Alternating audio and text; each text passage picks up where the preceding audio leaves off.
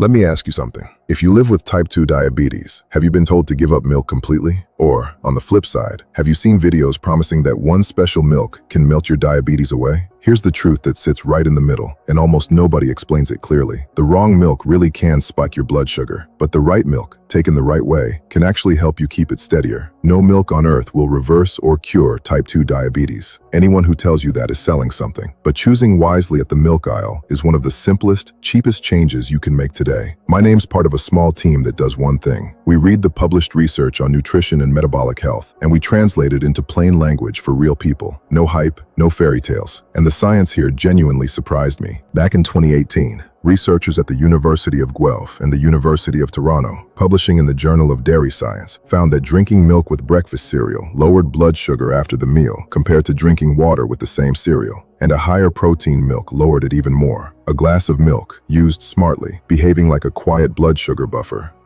Before we go further, do me a favor, drop your age in the comments right now. I read them, and it helps me make videos that actually fit where you are in life. Because what your body does with milk at 45 is not what it does at 70. Today, I'll walk you through the 5 best milk choices for blood sugar, ranked from a solid, dependable option, all the way up to the single most powerful approach the strongest clinical trials point to. And that number 1, it isn't a brand, and it isn't exotic. It's a way of drinking milk that researchers have tested in people with diabetes and pre-diabetes. And the results are the reason you'll want to stay to the very end.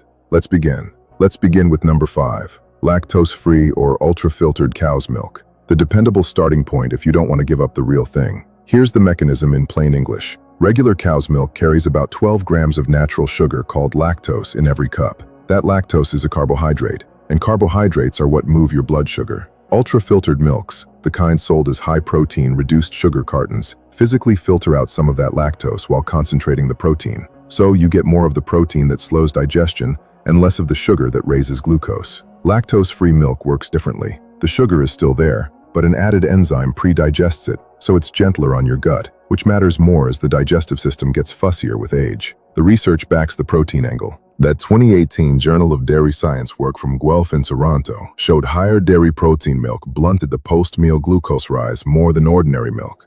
And a 2019 study by Sartorius and colleagues in the journal Nutrients found that concentrated milk protein from whey actually lowered HbA1c, your 3-month average blood sugar, in people with pre-diabetes, a statistically meaningful drop. Protein is the hero of this story, and these milks are built around it. Let me give you an illustrative example, a composite, not a real patient, to show how this plays out. Picture someone like Margaret, 64, who loved her morning latte, but watched her glucose meter climb every time. She didn't quit dairy, she simply swapped her regular milk for an unsweetened, ultra-filtered version with double the protein and half the sugar. Same latte, same routine, a gentler curve on her meter. That's the kind of small, realistic win this option offers. Age matters here. After about 60, 2 things happen at once. Your muscles start to thin. Doctors call it sarcopenia, and your body tends to handle carbohydrates a little less efficiently. A higher protein, lower sugar milk helps on both fronts, feeding muscle while easing the sugar load. To start today at almost no cost, next shopping trip, pick up 1 carton of unsweetened, lactose-free, or high-protein, ultra-filtered milk and read the label. You want sugar low and protein high. Use it exactly where you already use milk. And here's a synergy tip. Pair this milk with the protein timing trick we'll reach at number 1, and you multiply the benefit. But before that, there's an option that does something milk alone can't. It brings your gut into the fight. That's number 4, and it's coming up next. Number 4 steps it up. Fermented dairy drinks. Plain kefir and unsweetened drinkable yogurt. The mechanism is fascinating and simple. Fermentation means live bacteria have already eaten through some of the milk sugar before it ever reaches you. And those same bacteria, your probiotics, settle into your gut and help shape how your body handles glucose and inflammation. So, a fermented milk drink tends to land softer on your blood sugar than the same amount of plain milk, while doing extra work downstream in your digestive system. On the evidence, large observational studies have repeatedly linked regular yogurt eating to a lower risk of developing type 2 diabetes, which is part of why the topic is taken seriously by researchers. And a randomized controlled trial of probiotic-enriched fermented soy milk in people with type 2 diabetes, published in the Journal of Renal Nutrition, reported improvements in markers tied to blood sugar and inflammation over an 8-week period, compared with the non-probiotic version. Live cultures, it turns out, earn their keep.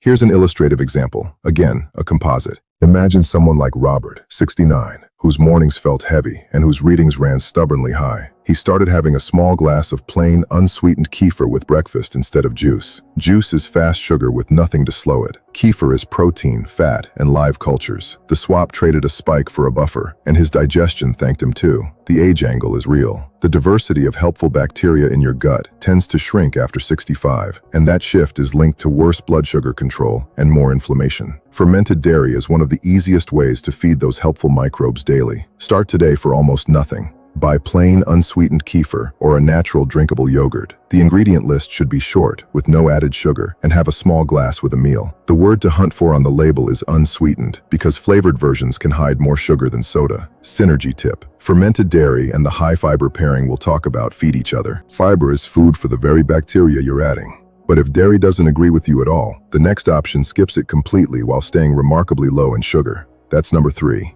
Number 3 is the lightest option on the list, and for some of you, it'll be the easiest win. Unsweetened almond milk. The mechanism is almost embarrassingly simple. Almond milk is mostly water with a little ground almond, so it carries barely any carbohydrate, and carbohydrate is what raises blood sugar. Unsweetened almond milk has less than 1 gram of carbohydrate per 100 milliliters, compared with roughly 5 grams in semi-skimmed cow's milk. Less sugar going in means less sugar to manage. The catch is in that one word: unsweetened. Because sweetened and flavored almond milks can carry as much added sugar as a soft drink. On the research, nutritional analyses consistently rank unsweetened almond milk among the lowest carbohydrate milk choices available, which is why diabetes dietitians so often reach for it first.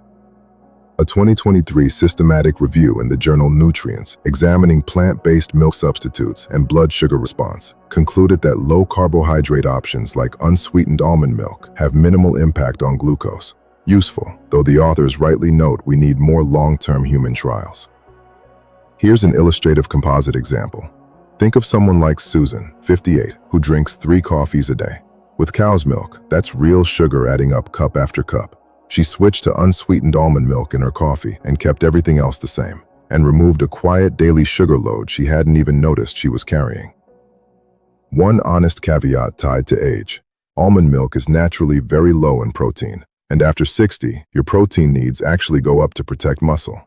So almond milk is a brilliant low-sugar mixer for coffee, tea, and cereal. But don't lean on it as your main protein source the way you might with cow's or soy milk. Start today. Replace the milk in your coffee, tea, or breakfast cereal with an unsweetened almond version. It's widely available and often costs about the same as dairy. Synergy tip: use almond milk as your low-sugar base, but get your protein from the next option on the list, because number 2 gives you that ultra-low sugar profile and a full dose of protein in the same glass. Let's talk about it. Number 2 is, for most people with type 2 diabetes, the best all-rounder in the entire milk aisle: unsweetened soy milk. Here's why it earns a spot. Soy milk pulls off a rare double act. It's low in sugar with only about 2 to 3 grams of carbohydrate per 100 milliliters. And yet, it's one of the only plant milks that delivers a complete, high-quality protein, the kind usually found only in animal foods. That protein slows digestion and softens the rise in blood sugar, while the low carbohydrate count means there's little sugar to spike in the first place.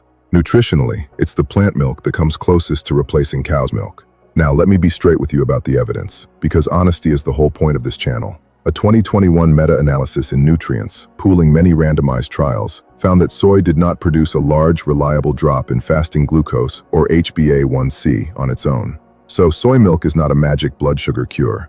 But that same body of research found something else clearly valuable. Soy significantly lowered total cholesterol and LDL, the harmful cholesterol. And a separate 8-week randomized controlled trial found soy protein improved HbA1c compared with dairy-based casein protein. That matters enormously because heart disease is the #1 threat to people with diabetes. Soy milk protects the organ diabetes endangers most.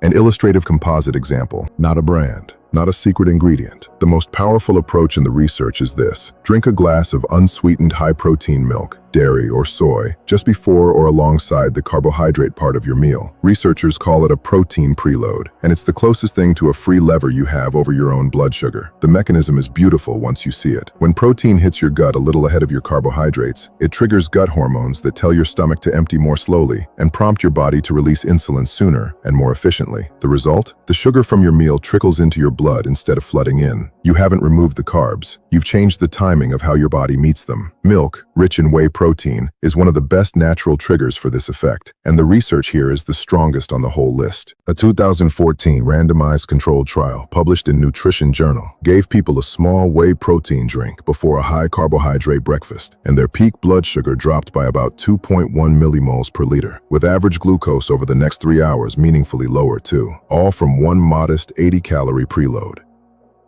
The 2018 Guelph and Toronto study found the same pattern with milk at breakfast: higher protein, lower post-meal glucose, and steadier blood sugar even after the next meal hours later. One smart glass working long after you finished it. Here's an illustrative composite to bring it home. Imagine someone like Eleanor, 72, whose breakfast sent her blood sugar soaring every single morning. She changed nothing about her toast or her oatmeal. She simply drank a small glass of unsweetened high-protein milk first, 10 minutes before she ate. Same food, same kitchen. A flatter, calmer morning curve. The food didn't change, the order did. This matters most with age. After 65, that early efficient insulin response naturally weakens. So, anything that nudges your body to release insulin on time becomes more valuable. And a protein preload does exactly that, gently and for free. Start today at zero cost. Tomorrow morning, before your highest carb meal, drink a small glass, about 150 to 200 milliliters, of unsweetened high-protein milk. Ideally, the soy or ultra-filtered dairy from earlier in this list. 10 minutes ahead is ideal. Alongside the meal still helps. And this is where the whole video clicks together. The best milk from numbers 2 and 5, the gut support from number 4, the low sugar base from number 3. All of it pays off most when you use it as a preload. That's the synergy. That's the secret hiding in plain sight. So, let's bring it all home. Number 5, lactose-free and ultra-filtered cow's milk. More protein, less sugar, a dependable place to start. Number 4, fermented kefir and plain yogurt. Lower sugar plus living cultures that bring your gut into the fight. Number 3, unsweetened almond milk, the ultra-low sugar choice for your coffee and cereal. Number 2, unsweetened soy milk, the best all-rounder, guarding your heart while it steadies your sugar. And number 1, the real game changer, using a small glass of unsweetened high-protein milk as a preload before your carbs, the trick with the strongest science behind it. Here's what I most want you to carry with you. No milk reverses diabetes, but the choices you make at the milk aisle genuinely move the needle, and it is never too late to start. Whether you're 50 or 85, your body responds to better choices. Every steadier morning counts. So tell me in the comments, which one are you starting first? And what's your single biggest challenge in keeping your blood sugar steady? I read every reply, and your honesty helps the next person watching. If this helped clear away the hype and gave you something real to use, please like this video, subscribe so the research keeps finding you, and share it with someone you love who's managing diabetes too. Because managing your health isn't about one miracle. It's about one honest, doable choice repeated, and you just learned 5 of them.